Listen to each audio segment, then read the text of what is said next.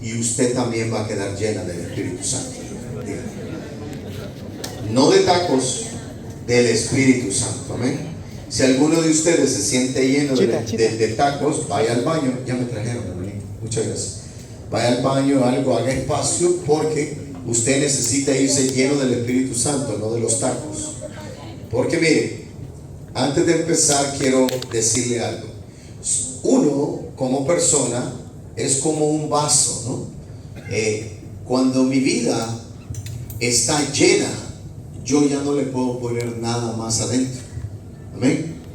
Significa que si mi vida, mi alma, mi espíritu está lleno de rencores, de odios, de soledad, de tristeza, por más que nosotros pidamos al Espíritu Santo, usted lo único que va a hacer es que el Espíritu Santo le va a resbalar por la cabeza y no va a entregar nada, porque para uno, decía San Pablo, para gozar de la llenura del Espíritu Santo hay que vaciarse primero.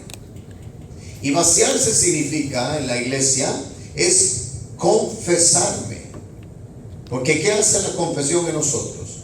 Primero, dice que el catecismo es el sacramento de sanación, el sacramento de la misericordia y el sacramento de la curación. Así lo llama el catecismo. Lo llama de esta manera porque cada vez que yo me vacío del pecado, cuando el sacerdote por la oración del epíclesis ora sobre mí y me absuelve de los pecados, el poder del Espíritu Santo desciende sobre mí, me llena del Espíritu Santo y siento la misericordia de Dios. Ese es el proceso. Por eso nosotros los que nos confesamos, ¿cada cuánto se confiesa un católico? ¿Cada cuánto se confiesa un católico? Los que vinieron por primera vez, ¿cada cuánto se confiesan? Háganle conmigo. Hermano, tengo años, ¿verdad? Cada semana, gloria a Dios, qué bueno, hermana, la felicito, hágalo toda la semana. Pero el catecismo de la iglesia dice que nosotros debemos confesarnos por lo menos una vez al año. Por lo menos una vez al año. Y esto se lo digo especialmente a aquellos que tienen años de no confesarse. Es que, hermano, no me confiesa porque no me caso por la iglesia. Pues cásese por la iglesia para que lo confiesen. Deje de estar buscándole 5 pies al gato sabiendo que tiene 4. Y así somos. Dame que no me caso porque no sé si esta es con la que me voy a quedar. Y entonces, ¿para qué está ahí metido? Usted busque la gracia de Dios para que usted pueda confesarse y llenarse del Espíritu Santo. Amén. Entonces, no le busque excusas, porque bien lo vi cuando se levantó ahorita a buscar los tacos. Bien quiso llenar la panza, pues así llene el Espíritu también. Amén. Y uno necesita entender cómo o de dónde viene todo esto para nuestra vida. Entonces Jesús, allá en el capítulo 24 del Evangelio de San Lucas, el evangelista por excelencia, que fue médico, es el evangelista que ayuda a la curación del alma, la curación, a estar sano del alma. Solo un médico podía poner estas palabras. Y San Lucas, que es el que escribe el libro el Evangelio de San Lucas y también el libro de los Hechos de los Apóstoles. Es el mismo autor y el mismo escritor. De por sí la iglesia le debería de llamar a los Hechos de los Apóstoles la continuación de San Lucas, pero le llamaron Hechos de los Apóstoles para poderlo poner como algo requisito para que practicaran la vida de Jesús en una comunidad. Y entonces San Lucas dice muy claro en su escrito en el capítulo 24, versículo 49, que un día Jesús antes de irse dejó las últimas instrucciones. ¿Las últimas qué? Instrucciones. Dígale que está a la par suya. Las últimas instrucciones. No las da su marido, no las da su mujer, las dio Jesucristo. ¿Quién las dio? Jesucristo. ¿Quién las dio? Jesucristo. Ahí cuando mi esposa me quiere dar órdenes le digo, un momento, ¿son para mi salvación o son para ahorita? Para ahorita. Ah, pues sí te hago caso. Pero si son para mi salvación, yo le escucho a Jesús. ¿A quién le escucho? A Jesús. Por eso cuando yo la conocí le dije, mira, yo soy predicador, yo te amo, pero te digo una cosa. Si un día tú me quieres alejar de Jesucristo, hasta ahí llegamos. ¿Estás de acuerdo, sí o no? Sí, casémonos. Si no, no me casaba con ella. Y lo hice que lo pusiera en escrito. Para que un día no me gane diciendo, aquí firmó usted, tranquila. Porque primero yo tengo que amar al Señor y escuchar la voz de Dios. Amén. Y Él le ha dejado instrucciones. Y en el versículo 49 del capítulo 24 de San Lucas dice el mismo Jesús: ahora yo voy a enviar sobre ustedes lo que mi Padre prometió.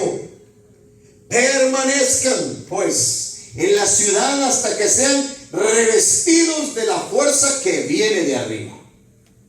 Entonces Jesús los llevó hasta Betania y levantó las manos y los bendijo. Esta es palabra de Dios. Jesús dejó las últimas instrucciones. Y esas instrucciones no solo se las dejó a los discípulos, sino se los dejó a la iglesia y se los dejó a usted y me los dejó ¿a quién? A mí. Diga conmigo, esas instrucciones con el dedo así, son para mí. Son para mí. No para mi suegra. No para mi suegro. No para mi suegro. No para mi suegro. Para mí. Para mí. Amén. Amén. Ni para el panzón que no vino esta noche.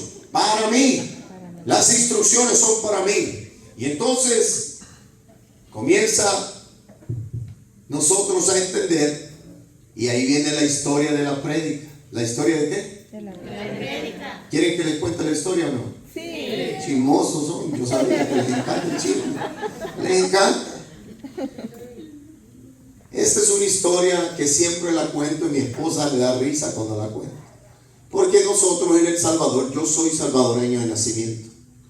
Allá en El Salvador, allá nací, crecí aquí en Estados Unidos, soy ciudadano americano, soy ciudadano salvadoreño, ya mi esposa me dio la ciudadanía mexicana y ahorita estoy luchando por la cuarta ciudadanía.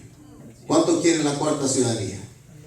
Que es la de estar allá, ser ciudadano del cielo para la gloria de Dios. Amén. Y todos necesitamos buscar por esa ciudadanía. Deje de estar buscando, ay, que me den la residencia de este país. Preocúpese por la ciudadanía del cielo. Amén. Por eso el mismo Jesús dijo, preocúpense por las cosas del reino, porque mi Padre me lleva para que yo les prepare una mansión en el cielo. ¿Una qué? Casita pichurrienta que tiene aquí. Allá es una mansión que nos tiene el Señor, amén. Y aquí anda ahí con que, ay, mi casita de 2000 pies cuadrados. Ay, sí, chuma. No, la que nos tiene el Señor ahí arriba es una mansión. Y dice el libro de Apocalipsis que serán calles de oro, mar de cristal. Wow. La suya y donde vive un montón de hoyos que tiene en la calle. Y se preocupa más por las cosas de la tierra. Y entonces Jesús sabe que nosotros tenemos que preocuparnos por las cosas del cielo. Amén. Amén. Y entonces en El Salvador teníamos un perro que se llamaba Refugio. ¿Cómo se llama? Refugio. Nadie se llama Refugio aquí, ¿verdad? Ojalá que no. Pero ya sabe que en mi país, El Salvador, la gente habla un poco diferente como hablan los mexicanos. Mi esposa ya está aprendiendo, gracias a Dios, ¿verdad? Y entonces tenía mi papá un perro que se llamaba Refugio, que era muy bueno para cazar. ¿Era muy bueno para qué? Para cazar. ¿Muy bueno para qué? Para cazar. Y entonces llegó el compadre y le dijo a mi papá, mire, señor Luis, me presta su perro, le dice, compadre, porque tengo unos conejos allá que no me dejan en mi rancho, hacen destrozo y necesito un perro como Refugio para que usted me lo preste unos 15 días, le dijo. Y mi papá le dijo, mira, Refugio es un perro muy fino, va a misa, se confiesa, de vez en cuando viene a Taylor, lo invitan a la vigilia de Pentecostés y llega. Un buen perro, le dijo. ¿Es un buen qué? Dijo, te lo presto, pero me lo regresas en una semana. Claro, le dijo, en una semana te lo traigo. Ah, muy bien, le dijo. Y entonces vino y le dijo, pero llévatelo. Pero como eran aquellos tiempos, el compadre llegó a traer al Refugio en una carreta. ¿En una qué? Una carreta. ¿En una qué? Una carreta. Y entonces vino el compadre de mi papá, agarró a Refugio, le puso una soga y lo subió a la carreta. ¿Lo qué? Lo subió a la carreta. Y entonces el compadre comenzó a caminar. Iba en la carreta y de repente volteó a ver hacia atrás. Voltea a ver hacia para atrás usted. Voltea a ver para atrás. Y vio que Refugio iba en la polvazón. Se había tirado de la carreta e iba todo empolvado. Iba, ¿cómo iba Refugio? Todo empolvado. Y entonces el compadre paró y llegó donde Refugio, lo vio y le dijo: Refugio, subite a la carreta. En salvadoreño le dijo. ¿Cómo le dijo? Refugio, subite a la carreta. ¿Cómo le dijo? Dígale al que está para suya. Refugio. Ah, no, perdón. Dígale, subite a la carreta, dígale. Dígale, subite a la carreta. Agarró el perro y lo volvió a tirar. Y siguió el compadre. Cuando ya iba por 5 kilómetros, volvió a ver para atrás. Vuelve a ver para atrás. Y veía que Refugio iba todo raspado. Iba de pegar en las piedras, todo desangrado. ¿Cómo iba Refugio? Todo desangrado. El compadre paró, volvió de nuevo, llegó atrás. ¿Y qué le dijo a Refugio? No, pero así. ¿Cómo le dijo? No, háganlo en salvadoreño, que súbete. No, eso es mexicano. En salvatrucha, diga, subite a la carreta. Dígale al que está la partida, subite a la carreta, Refugio. Lo agarró y lo volvió a tirar a la carreta. ¿Qué hizo? Ya cuando iba como 30 kilómetros, volvió a ver para atrás. ¿Y cómo cree que iba Refugio? Más ensangrentado. ¿Cómo cree que iba Refugio? Muerto casi. Mire el que está a la par suya. Mire el que está a la par suya. Y dígale directamente a los ojos: subite a la carreta. Refugio iba con las patas quebradas. La cola ya se le había caído el pelo. Refugio ya iba casi. Muerto. Y vino el compadre y le dijo: hermana y hermano, muchos de nosotros vamos como Refugio en la vida.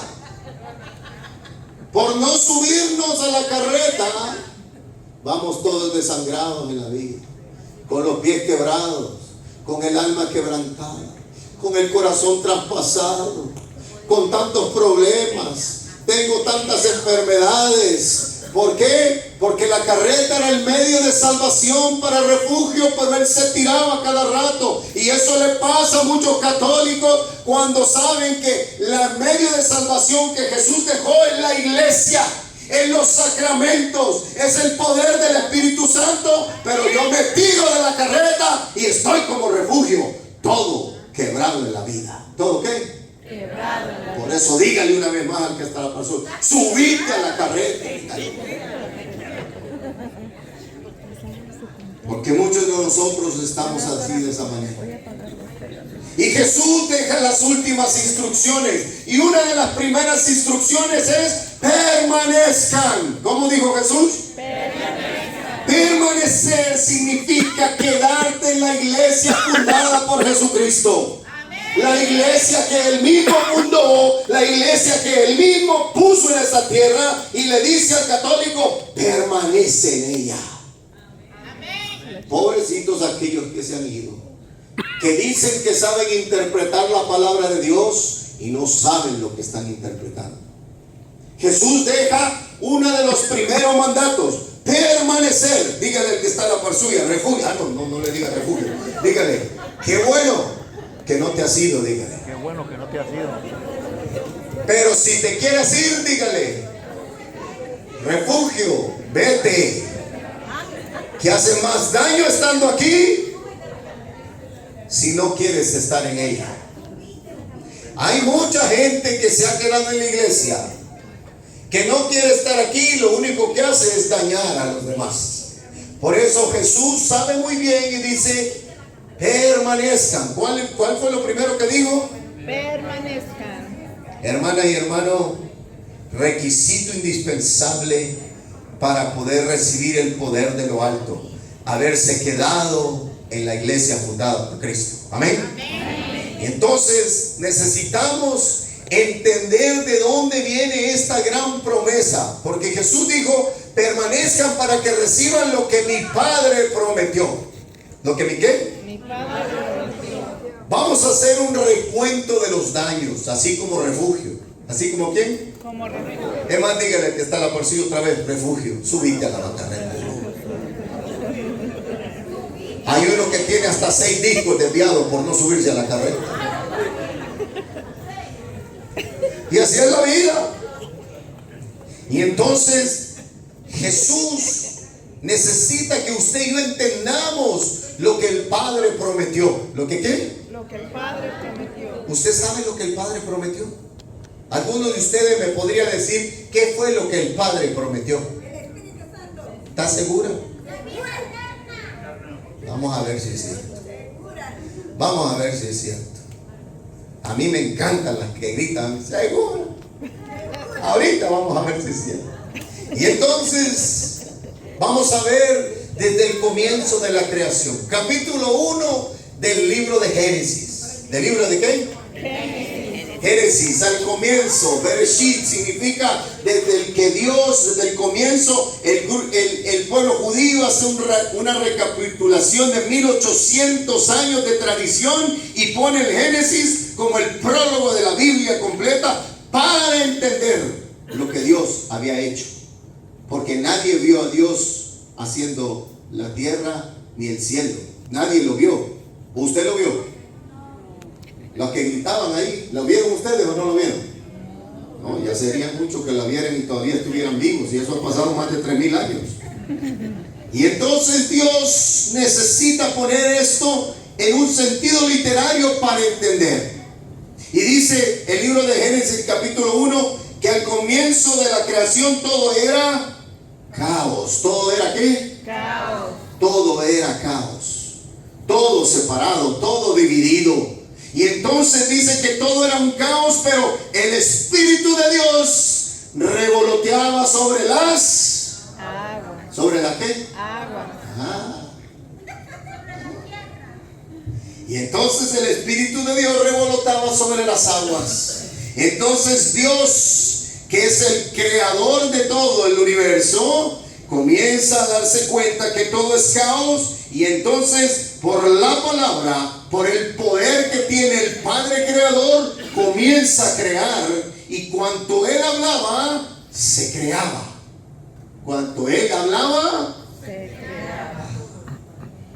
quiere decir que cuando Dios habla, algo pasa. Cuando yo vine, todos estaban así como, no querían cantar con el coro. Solo Dios predicó un poquito la palabra. Ay, todos querían tacos, ahora ya son alegres, ahora ya gritan, ahora. Quiere decir que cuando la palabra es predicada, tiene poder. Algo pasa. Y entonces cuando Dios habla, algo se crea. Amén. Y Dios comienza a crear y entonces dice que comenzó a poner todo en orden y allá por el 6º día vio que todo era precioso. Vio que todo era ¿qué? Precioso. Y todo le pareció bueno. Todo le pareció Bueno. pero le faltaba algo. ¿Le faltaba qué? Algo. Y entonces dice que en la Santísima Trinidad dijo, hagamos a alguien que se parezca a nosotros. Y entonces dice que el Padre Creador tomó barro, según la tradición. Una de las tradiciones dice que tomó barro. ¿Tomó qué? Barro. Y comenzó a hacer al hombre. ¿Comenzó a hacer el qué? Al hombre. Algunos les echó mucho barro, algunos que están por acá.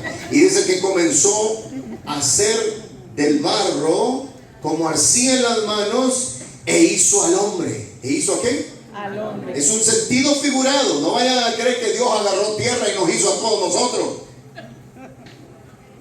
Eso es una narración para entender cómo Dios es poderoso y es el creador nuestro. Amén. Amén. Porque cuando Dios, dice el Génesis, creó a Adaham, es la humanidad, no creó a un hombre, creó la humanidad entera.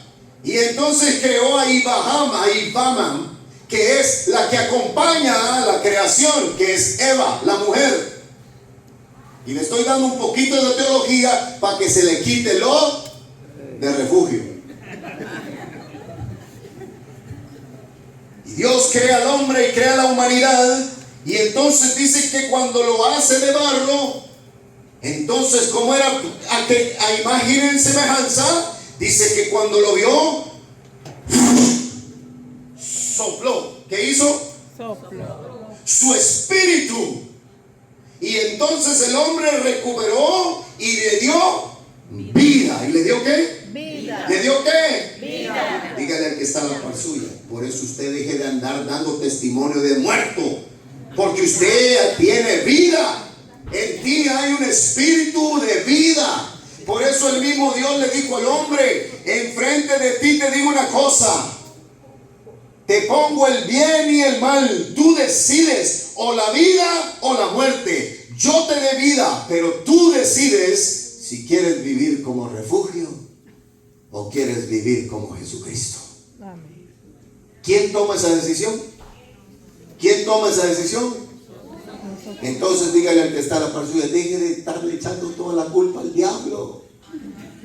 Ay, es que Satanás, ay, es que la bruja, ay, es que el de Catemaco, ay, es que los de Guanajuato, ay, es que los de Michoacán, ay, que los de El Salvador, ay, que los de Guatemala, ay, que los catrachos, ay, todo. Y muchas de las cosas que a mí me pasan es por mi propia. Dígale al que está a la par suya lo que a usted le está pasando. Dígale. Mucho de lo que a usted le está pasando es usted que lo está decidiendo. ¿Ya ve? Ya le dijeron que es tóxica y sigue ahí. Ya va como refugio, toda arrastrada, con los pies quebrados, y usted se sigue tirando de la carreta. Porque usted toma la decisión. ¿Usted qué? Como la de- Y Dios te dice: yo vine para darte vida y vida en abundancia. Por eso Dios sopló y le dio vida por el poder del Espíritu de la Santísima Trinidad. Amén. Y el hombre recuperó la vida. Y entonces sopló sobre el hombre dándole el aliento de vida, porque el hombre no puede salvarse por sí mismo. Siempre necesita la ayuda de Dios. Amén. ¿Siempre necesita qué? La ayuda de Dios. Ay, hermana y hermano, es que yo para salvarme tomo Herbalife. Es que yo para estar guapo me tomo mis cafecitos. Y entonces comienzo a poner toda la vida en las manos de alguien más y no en las manos de Dios. ¿Y no en las manos de qué? De Dios. Y entonces busco ayuda en otra parte cuando la ayuda me viene de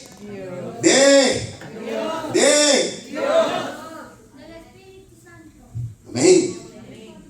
Y entonces Dios, que conoce que el hombre estaba siendo creación de él, pero Dios sabía que por sí solo no se podía salvar, le manda su espíritu, porque el hombre siempre necesita la ayuda de Dios. Cuando uno pone la ayuda en alguien más, en la medicina, en el doctor, en el billete, en el dinero, en todo lo que el mundo ofrece, entonces el hombre se ha alejado de Dios y ha entrado en un momento de muerte. Por eso el hombre que se quiere salvar necesita decidirse por Dios, porque es el único que le da vida y le ayudará a estar con él hasta la vida eterna. Amén. Solamente el que se decide por Dios. Pregúntele al que está a la par suya: ¿y usted por quién se ha decidido? Pregúntele: Pone Dios. ¿por quién se ha decidido? Y entonces hemos sido formados por Él, y solo a través de su ayuda tenemos vida. Solo a través de eso tenemos vida. Y entonces creó al hombre y la humanidad, y la humanidad comenzó a andar por el mundo. Y entonces dice la narración que Adán y Eva tuvieron a un hombre llamado Caín y Abel. ¿A quién tuvieron? Y estoy predicando esto por los jóvenes, porque ellos ahí en TikTok y en Instagram los tienen bien confundidos. con la igualdad de género y todo esto, diciéndole que, y entonces si Adán y Eva tuvieron dos niños y tuvieron a Caín y Abel, ¿de dónde venimos nosotros? Si son dos varones, ¿se dan cuenta? Desde entonces ya estaban los mariconcitos. Y como no estudiamos la palabra de Dios, no entendemos, pensamos que es así literalmente. Y diga conmigo, la Biblia no es lo que dice, sino lo que quiere decir. Diga conmigo. La Biblia no dice sino lo que quiere decir. Hay que saber entender el contexto de la palabra. Caín y Abelín significan el mal y el bien. Y por eso dice que el hombre se alejó de Dios. Caín se alejó de Dios. El bien se alejó de Dios. Y entonces vino el mal y lo mató. Y el mundo entró la maldad en la humanidad. Es la narración de Caín y Abel. Y entonces el mal sucumbió al bien y mató al bien. Y todos los que habían sido creados entraron en un estado de mal, de muerte. Y Dios, que había creado y todo le había parecido bueno, ahora veía a la humanidad que estaba en un estado de maldad. ¿En un estado de qué? De maldad. Mira el que está a la par suya, ¿en qué estado lo ve? De maldad. Ay, óigale, de maldades. ¿En qué estado ve el que está a la par suya? Por eso es que a veces nos casamos, y voy a hablar por algunos matrimonios que están por acá, o por la que no trajeron al marido, ¿verdad? Y yo siempre he predicado esto. Uno mira en la otra persona lo que yo tengo en mi interior. ¿Lo que yo tengo dónde? En mi interior. Si a mí me cae mal mi mujer y yo digo, esta vieja, esto y lo otro, yo veo de maldad en ella lo que hay en mí. Y por eso hay que tener mucho cuidado, que cuando yo señalo a mi mujer, hay tres que me están señalando a mí. Porque cuando yo vivo en la maldad, el espíritu de maldad lo único que me hace ver a mí en los demás es el mal que habita en mí. ¿Es el mal que habita? Levante la mano, levante la mano. Las chismosas. Levante la mano las que siempre andan criticando a los demás. Levante la mano las que no se pueden quedar calladas sabiendo que necesitan cerrar la boca. Levante la mano las que hablan mal de su párroco y de sus hermanos de la comunidad. Y por último, levante la mano las que ya no soportan a su marido o a su mujer. Porque cuando yo ya no soporto a mi mujer es porque lo que hay en mí es lo que estoy viendo en mi pareja. Ahí está mi mujer. Ya no la veo atractiva, sí, porque yo no me veo atractivo. No hago nada. Pero miren, como yo me veo tan guapo, así veo a mi mujer, preciosa, mamacita. ¿Ah? Y por eso uno mira a la esposa como uno se ve en el interior. Si usted tiene maldad, verá maldad en los demás. ¿Verá qué? Maldad. Por eso somos buenos en México, en El Salvador. Somos buenos. A veces uno ve pasar un par de muchachos, charro, esos son ladrones, esos son de allá, de la gente mala. Y decimos un montón de cosas, y a lo mejor los señores de misa venido. Pero como eso es lo que hay en mí, eso es lo que veo en los demás. Y el mundo había caído en eso, había caído en maldad.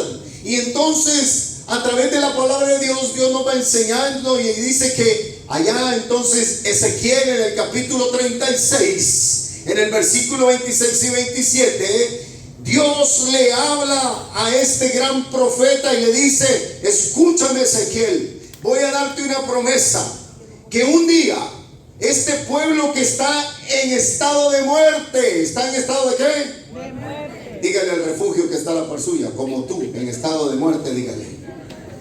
Este pueblo que ha caído en el pecado y está en estado de muerte, un día yo mandaré mi espíritu y les daré un corazón nuevo. ¿Les daré qué? Un corazón nuevo. ¿Se acuerdan lo que le dije? Que lo que hay en mí es lo que yo veo en los demás. A veces, escuche lo que vamos a aprender este día.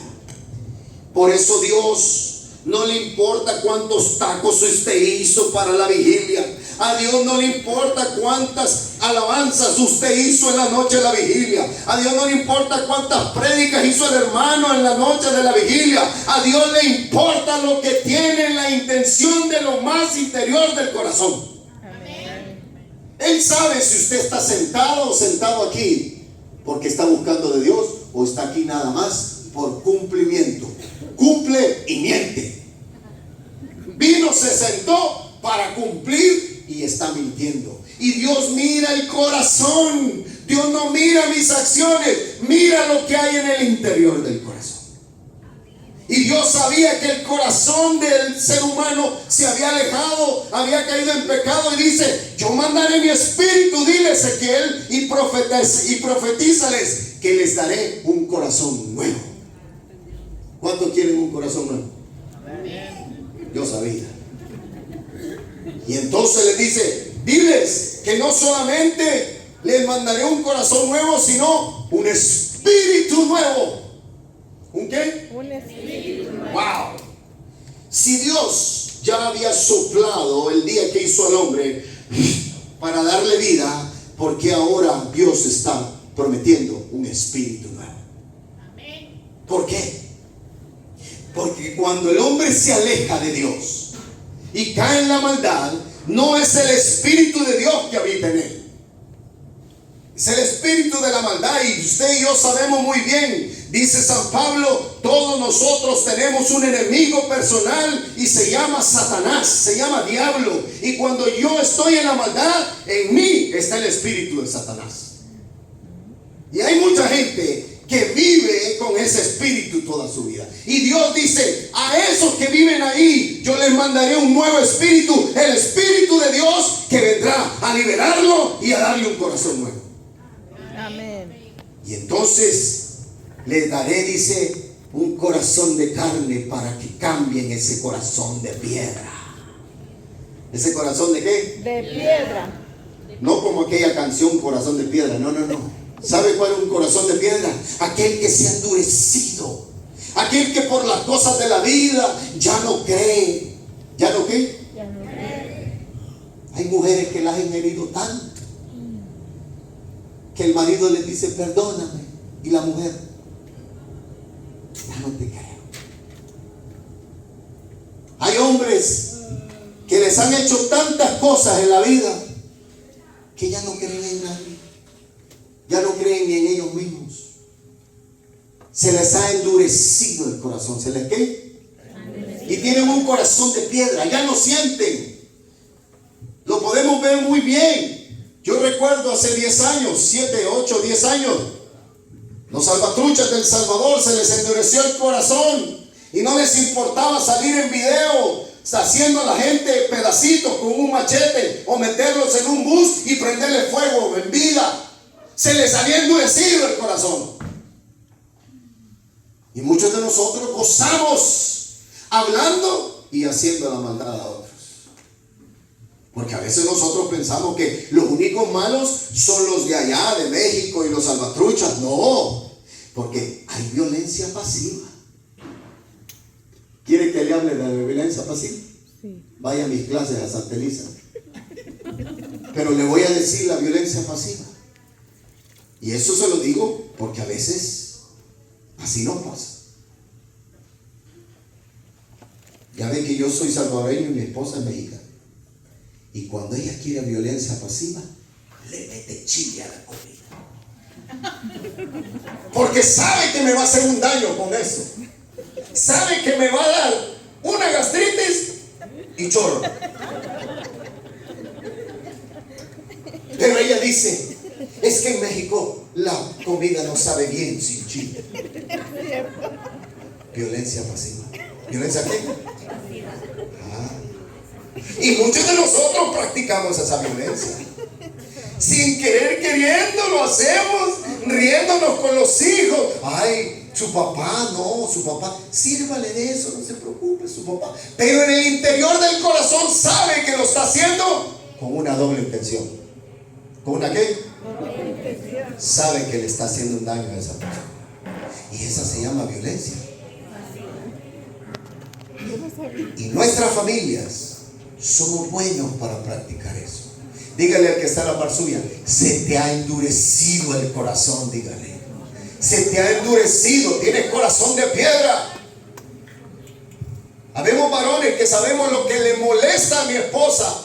Mi esposa me dice: tú sales a las 5 de la tarde, a las 6 de la tarde tienes que estar en la casa. Y yo, no me importa, me quedo con mis amigotes echándome el 12 y llego hasta las 9 de la noche. De todos modos, ahí va a estar todavía. Violencia pasiva, se te ha endurecido el corazón. Y recuérdate que así como tú tratas, serás tratado. O te lo diré bíblicamente: con la vara que midas, serás medido. Ya cuando al varón le comienzan a decir la vara con la que hizo, ay no, entonces quieren dar lástima. Ay, dame Piojito, mi amor, aquí estoy. A las 5:15 voy a venir mañana. Ay, Piojito. Porque ya no le gusta que lo traten con la misma vara. Y entonces aquellos se habían caído y tenían un corazón de piedra. Y entonces el Señor le dice: y cuando mi espíritu llegará a ellos y les enseñará un camino nuevo. ¿Un qué? ¿Cuánto necesitamos el Espíritu Santo para que nos muestre un camino nuevo? Porque por el que vamos, no vamos directo al cielo. Estamos siguiendo por un camino equivocado. ¿Y cuántos de nosotros pensamos: no, es por aquí que yo voy, y de aquí no me saca nadie, y de aquí a acá, y así sí lo hizo mi tatarabuela, mi abuela y mi mamá, y así me voy a morir? ¿Y usted cómo sabe si la tatarabuela, la abuela y su mamá se salvaron?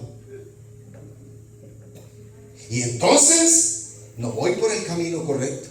¿Y cuántos de nosotros los varones? Pues así era mi papá, así era mi abuelo, ¿y yo qué? Así me enseñaron, ¿y qué?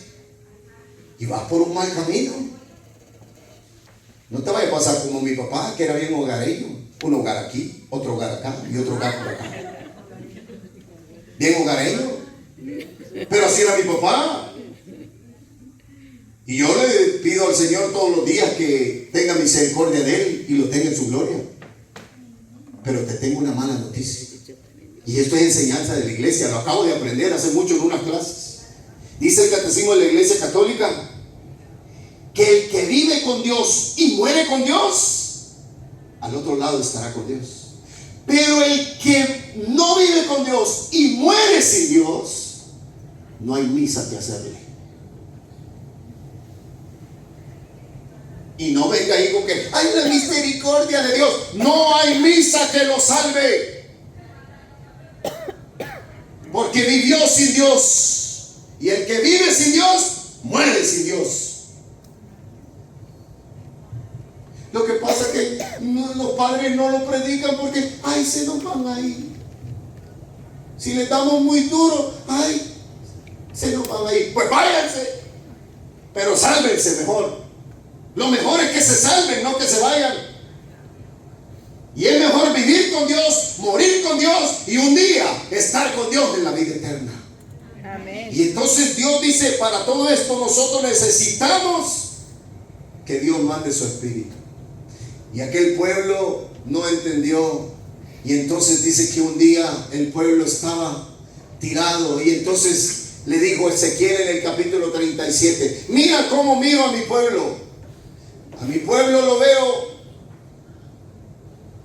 ahí tirado en el desierto como un montón de huesos secos, sin carne, sin cartílago, sin nada. Porque cuando uno vive en estado de muerte, uno vive muerto. ¿Uno vive qué? Muerto.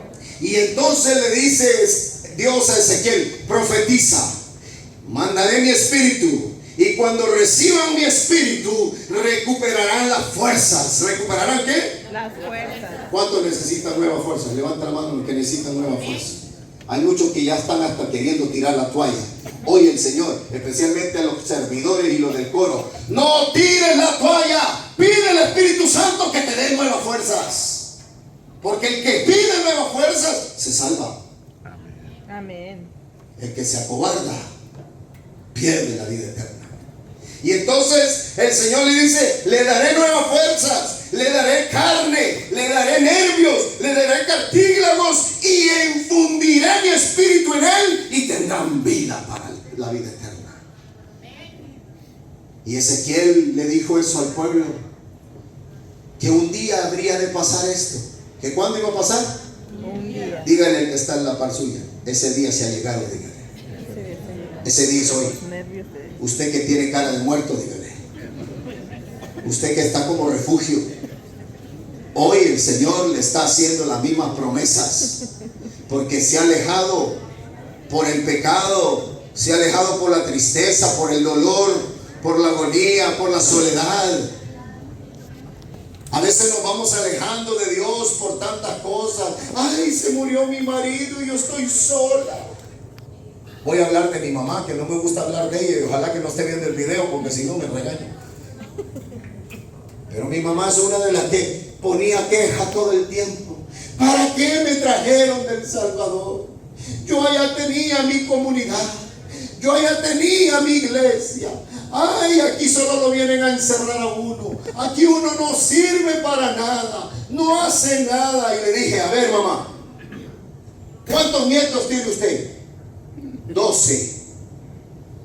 ¿Y quién le va a enseñar a esos nietos a cómo persignarse, a orar antes de comer, a orar antes de dormirse, a orar cuando se levanta, a ser ejemplo? Porque todos nosotros trabajamos, pero tú no trabajas y tú puedes evangelizar a los nietos. Comienza a evangelizar a los nietos, y para la gloria de Dios, hoy tenemos 2 sacerdotes en la iglesia, es nuestros sobrinos, por lo que hizo mi madre. Amén. A través del Espíritu Santo.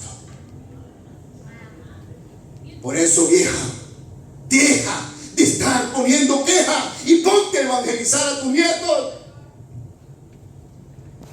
Se acaba de ir mi sobrino para Roma, se lo acaba de llevar a la iglesia a estudiar, fruto del trabajo de mi madre.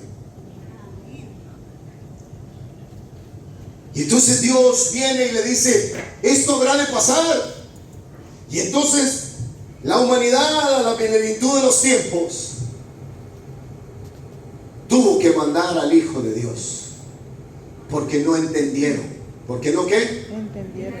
Y entonces, a la plenitud de los tiempos, ese es un término teológico de la iglesia. A la plenitud de los tiempos significa cuando Dios tenía que venir para salvar al mundo. En el momento correcto y indicado, Dios mandó a su Hijo Jesucristo. Y dijo el Señor: mandaré a mi Hijo para que llaman de profetas, llaman de reyes, llaman de esto, llaman de lo otro, y no han escuchado. Si mando a mi Hijo, escucharán a mi Hijo. Y entonces mandó a Jesucristo, Yeshua, el ungido. El ungido significa el que viene con el poder del Espíritu Santo. Y viene Jesús a la plenitud de los tiempos. Y entonces, cuando ya iba a empezar a predicar, en el capítulo 4, versículo 18 de San Lucas, dice que Jesús ahí en la sinagoga es puesto de pie y le dan el rollo del libro de Isaías, de uno de los profetas, y dice las palabras más grandes: el Espíritu de Dios está sobre mí y me ha ungido para traer la buena nueva, para liberar a los cautivos y declarar el año de gracia del Señor. Aleluya. Y Jesús estaba lleno del poder del Espíritu Santo para liberar a los cautivos. ¿Para qué? Para liberar a los cautivos. Pregúntele al que está a la par suya: ¿y usted está ungido por el Señor? ¿Usted se ha ungido de Dios? Porque dice Jesús que solamente el que está ungido por el Espíritu Santo podrá llevar la buena nueva, podrá ayudar a liberar a los cautivos, podrá en este año declarar el año de gracia del Señor. ¿Y sabe cuál es el año de gracia del Señor? Si yo tomaba, ahora le digo a mi alcoholismo, a mi drogadicción, no más. Y declaro gracia y poder sobre ti. Tú no puedes como puede el poder del Espíritu Santo que hay en mí. Cuando yo soy chismosa, cuando yo me quejo por todo, cuando yo ando criticando, cuando yo no puedo más, el poder del Espíritu de Dios tiene el poder de la gracia de Jesucristo y lo puede todo. Amén. ¿Usted quiere declarar el año de gracia del Señor? Amén. Dígale al que está a la par suya, deje de andar de chismosa entonces. Deje de andar criticando. Deje de andarse lamentando. Deje de andar diciendo, ay, ya me voy a ir de este grupo. Ay, es que ahí los hermanos. Deje de andar lamentando y póngase a trabajar. Y entonces Jesús quiere que usted y yo recibamos el Espíritu Santo para declarar el año de gracia en nuestra vida. Hermana y hermano, yo no sé cómo está viviendo este año. Todo el mundo se lamenta. Ay, la economía. Ay, Donald Trump. Ay, que la recesión. Ay, que los chinos. Ay, que los rusos. Ay, que esto. ¿Y por qué no dicen que viva Jesucristo? Que viva el poder de Dios. Que me falte todo, pero que no me falte el poder de Jesucristo el Señor. Y si tengo a Jesús, lo tengo. Lo tengo. Ahí viene migración, que venga. Hay gente que se lamenta. Ay, me van a deportar a México o a El Salvador. A lo mejor ya es tiempo de ir a evangelizar por allá, porque aquí no hace nada.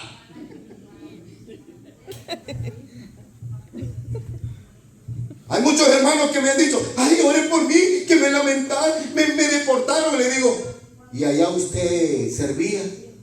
¿Era ministro de Eucaristía? ¿Era? No. Pues por eso lo está mandando de regreso. Para que se encuentre con el Señor y se ponga a servir al Señor. Y el que se encuentre con el Señor y le sirve al Señor, se sana y se salva para la gloria de Dios. Amén. Si a usted lo mandan de regreso, no vaya, ni me vaya a llamar, por favor. Póngase a servirle al Señor y ya. Porque a mí me deportaron de El Salvador cuando tenía 17 años y por eso estoy predicando la palabra de Dios en Estados Unidos. Amén. Yo no me quería venir, me deportaron. Porque mi papá murió y yo tenía que ayudar a mi mamá y 3 hermanas. No tengo hermanos varones. Y me dijeron a trabajar a Estados Unidos para poder ayudar a sus hermanas. Pero Dios tenía un plan más maravilloso, que era predicar la palabra de Dios. Amén. Por eso no se queje.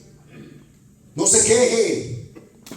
Y si lo mandan para allá, desde que usted llega, Padre, ¿en qué ayudo aquí, Padre? Ya entendí, ya me cayó el 20. Allá no hacía nada más que estar, saca billetes y overtime, y no sabía nada en la iglesia. Pues hoy me han mandado para acá, para servirle a Dios.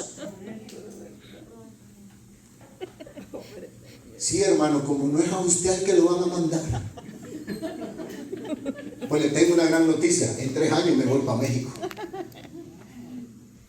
Porque mi mujer dijo Veracruz y yo me voy para Veracruz.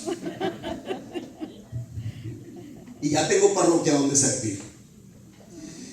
Por eso Jesús en el Evangelio de San Juan capítulo 16 versículos 7 al 19, en aquella escuela juánica tenían muy claro lo que el Espíritu Santo quiere hacer en nosotros. Oiga muy bien, San Juan el discípulo amado y la escuela juánica, o sea, los discípulos de Juan, tenían muy claro lo que Dios quería hacer a través del Espíritu Santo en nosotros. Primero, cambiar nuestro corazón de piedra. ¿Cambiar qué? Nuestro corazón de piedra. Hermana y hermano, si usted y yo no cambiamos y no nos arrepentimos de nuestros pecados, el Espíritu Santo no puede hacer mucho. ¿Sabe cuándo se me ha endurecido el corazón? ¿Quiere saber cuándo se me ha endurecido el corazón? Cuando a mí ya no me duele pecar y ofender a Dios. Yo sé que lo que estoy haciendo ofende a Dios y apago la luz de la conciencia, endurezco el corazón y no me importa pecar contra Dios. Se me ha endurecido el corazón. eso, uno de los requisitos de las 5 pasos para una buena confesión, el número 3 es, ¿cuál es? Ese. ¿Cuál es? También ese. ¿Cuál otro? También. ¿Cuál es? También ese, ¿verdad? El tercer paso para una buena confesión, el dolor de los pecados. Me debe doler lo que he hecho contra Dios. Si ya no me duele, es que he endurecido el corazón y el Espíritu Santo no está haciendo nada en mi vida. Si yo sé que eso ofende a Dios y al hermano y lo sigo haciendo, el Espíritu Santo no puede estar en mí. ¿A cuánto le duele pecar y ofender al Señor? Por eso uno de los dones maravillosos del Espíritu Santo se llama temor de Dios. ¿Cómo se llama? El temor de Dios. Y temor de Dios no es creer como creían antes del Concilio Vaticano II, que iba a venir Dios y te iba a pegar con un martillo y te iba a explotar y te iba a hacer. No, temor de Dios es saber que no le quiero fallar a Dios. Eso es el temor de Dios. Y cuando a mí me duele pecar y no quiero fallarle a Dios, es que mi corazón ha comenzado a ser un corazón de carne que puede sentir. Juan dice, nos hace falta hombres nuevos.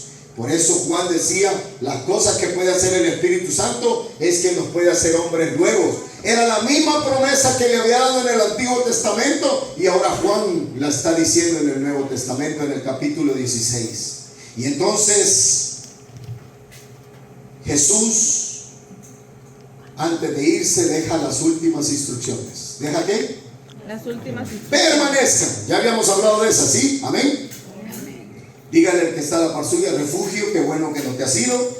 Te veo un poco raspada, te veo mal, pero sigues aquí todavía. Dígale, subite a la carreta. Y entonces Jesús dice, permanezcan.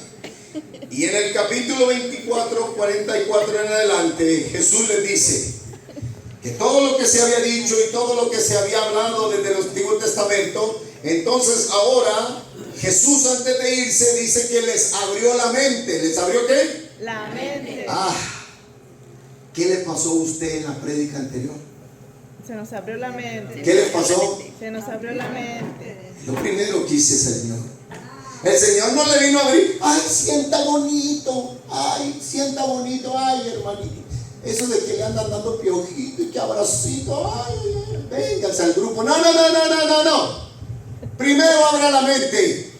Tengo que cambiar. ¿Tengo que qué? Cambiar. Necesito cambiar. Necesito un corazón de verdad, de carne, no uno de piedra.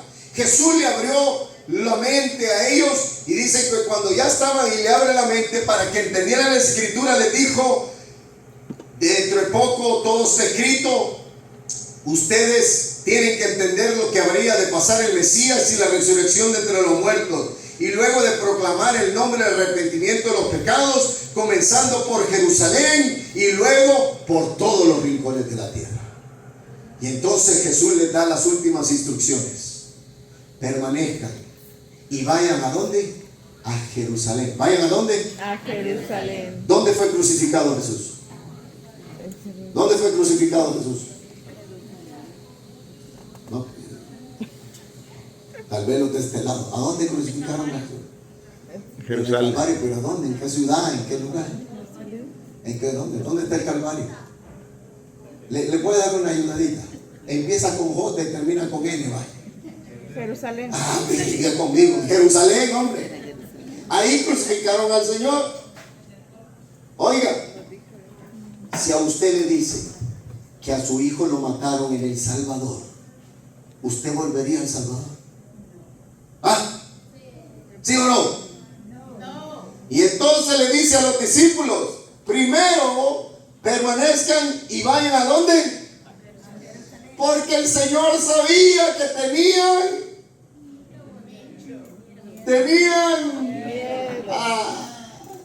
el Papa Francisco dice muy claro, el miedo paraliza a los que están en la iglesia. Hay muchos de nosotros que no vivimos la vida en el Espíritu y estamos paralizados. No hacemos nada, ni para la derecha ni para la izquierda. Los hermanos coordinadores dicen, vengan, ayuden, y ustedes, porque le da miedo. ¿Y qué es lo que le da miedo a una persona? Primero, porque no conoce, no tiene identidad de su iglesia. ¿No tiene qué? Identidad. El primer miedoso es el que no sabe que es católico y qué significa ser católico. Segundo, no se forma, no conoce la iglesia. ¿No conoce qué? La iglesia. Y tercero, anda buscando nada más hueso. Y por eso no permanezco y no voy a Jerusalén. Por eso el Señor, cuando resucita, lo primero que le dice a los discípulos es: vayan, ¿a dónde? Porque ahí me verán y me encontrarán. Ahí se les quitará el miedo. Vayan. Y entonces dice que los discípulos, lo primero que les dijeron, con el miedo que se había ido el maestro, pero les había hecho las últimas instrucciones de mandarles el Espíritu, que fueran a Jerusalén. Y yo me imagino a los discípulos: ¿a dónde? Hay que ir a la vigilia de Pentecostés. ¿A dónde? Hay que ir a pedir Espíritu Santo. ¿El qué? Y usted recibió el Espíritu Santo el día de su bautismo. Ni siquiera hemos oído que se recibe el Espíritu Santo. Y muchos estamos como los discípulos, con miedo. Y nos ha paralizado. Y entonces dice que los discípulos entendieron las instrucciones de Jesús. Vayan. ¿Qué hicieron? Segundo requisito para recibir el Espíritu Santo: quitarse el miedo. ¿Cuál es? Quitarse el miedo. ¿Cuál será el miedo que tú tienes a avanzar en la vida del Espíritu? Es que la vida del Espíritu me va a exigir mucho. Cásate por la iglesia.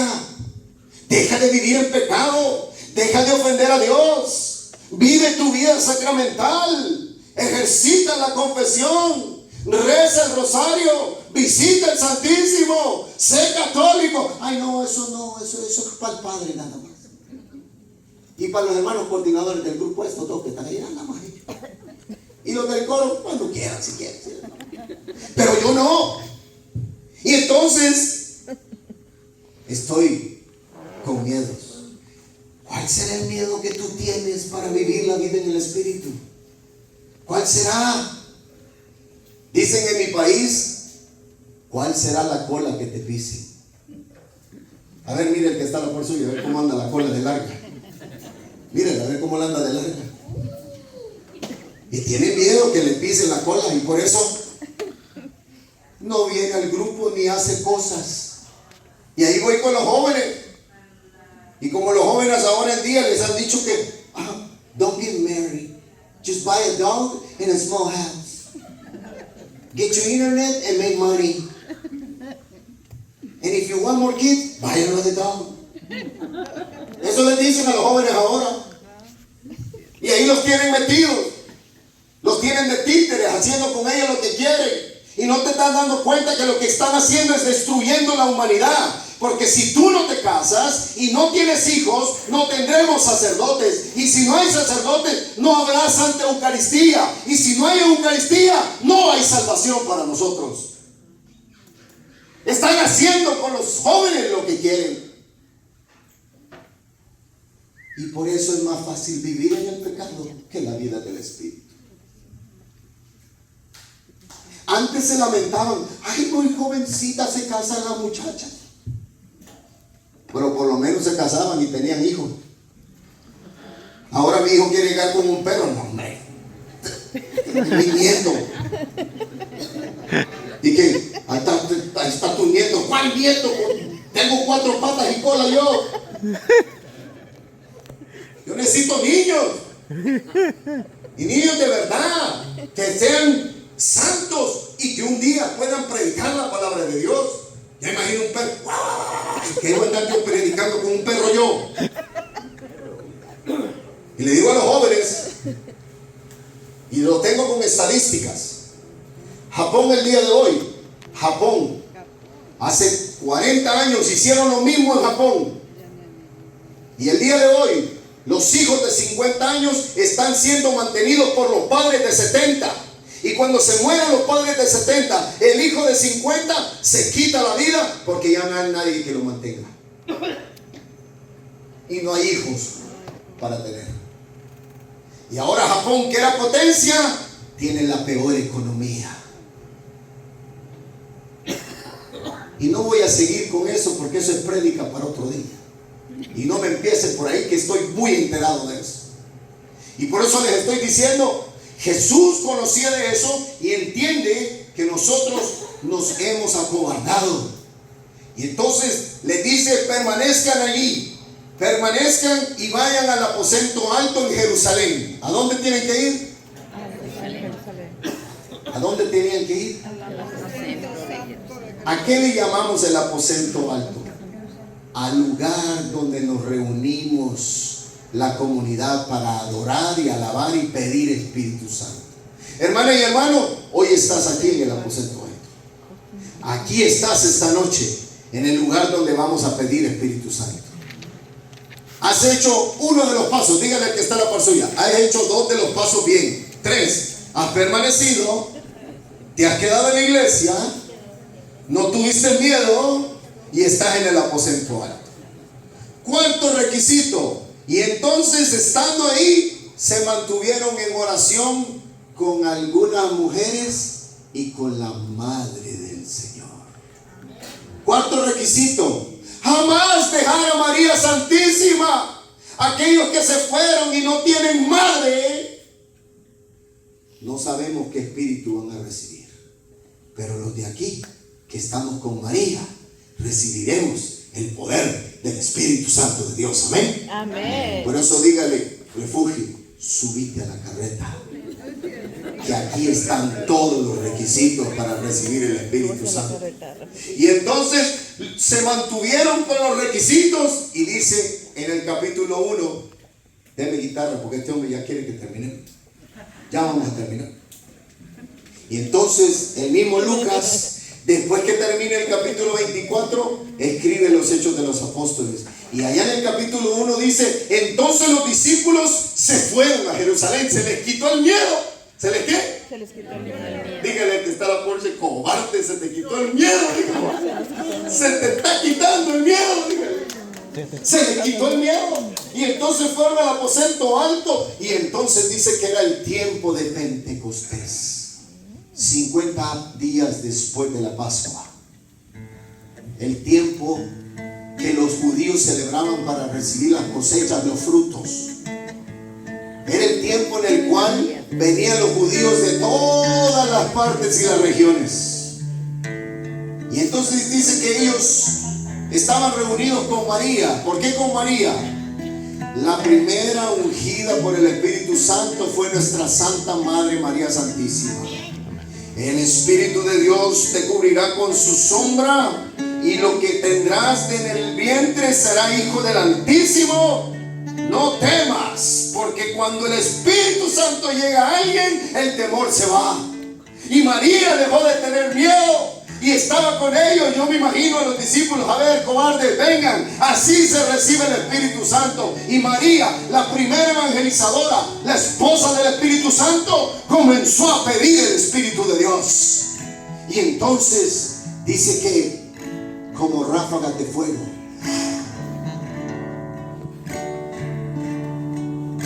comenzaron a bajar la fuerza del Espíritu y se comenzaron a poner como lenguas de fuego en cada uno de ellos.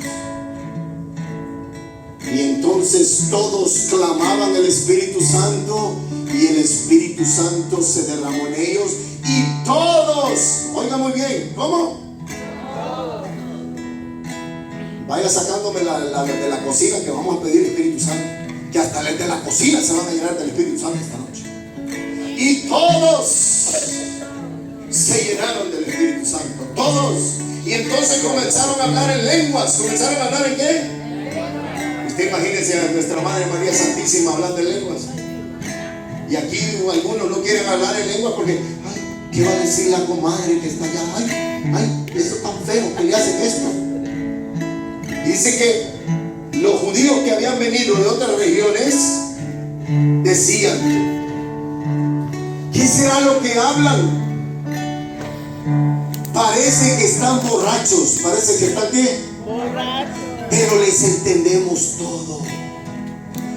Porque están hablando en un solo lenguaje. El lenguaje del amor del Espíritu Santo.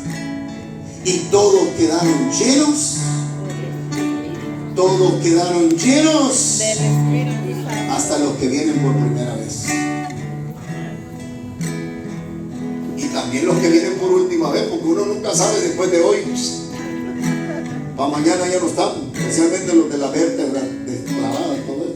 Uno nunca sabe. Puede ser que hoy sea la última noche. Y hermanas y hermanos, si esta fuera la última noche, pida Espíritu Santo, porque el que muere con el Espíritu Santo revive con el Espíritu Santo y en la presencia de Dios. Amén. Amén. ¿Cuántos quieren el Espíritu Santo esta noche? Amén. Póngase de pie esta noche, póngase de pie. Ya me cansé, hermano. Antes, cuando estábamos jóvenes, decía 5 prédicas en un día y no pasaba.